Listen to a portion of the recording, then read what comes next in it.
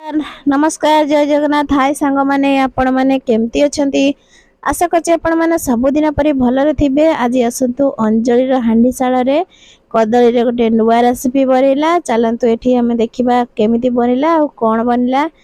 तो एठी हमें किछि पाचिला कदली माने बेसी पाचि नथिला दर पाचिला कदली नै आइचु नै कि ताकू भल भाबरे एठी कोन कलु ना गोटे गोटे छड़ाई की सब गोटे थाली रे रखी देलु।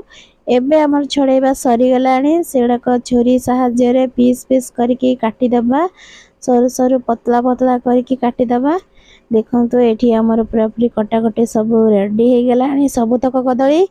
एबे हमें कोन करबा ना सेतिरे अल्प लंका गुंड ढालिबा कथा टिके बेसी पड़ी हिची पण माने अल्प टिके लंका गुंड देबे अल्प टिके हळदी गुंड आ स्वाद अनुसार टिके लूण पकाई देबे आउ टिके चटपटा करिया पई टिके चाट मसला दे देबे देकी ताकू से सब को भल भाबरे मिक्स कर देबे।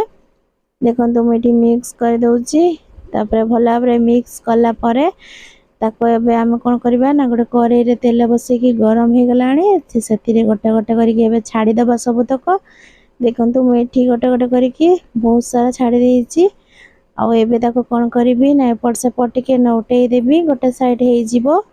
देखंतु हमरो केते सारा पूरा पूरी चलची छणा आ एबे लास्ट रे एतिकी थिला सब तक छाणी की मुठी गोटे जगह को बाहर कर देबी। तो आपण मानको केमती लागिला ए रेसिपी निहत्ती जणैबे कमेंट माध्यम रे।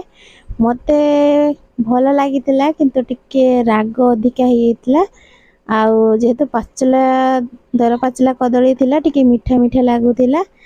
आपण माने चाहिले कॉर्नफ्लावर बा बेसन पके की भी करि परिबे मो पाखर नथिला तो सेति पई मु सेमिति बनै देथिले तो भल लागितिला।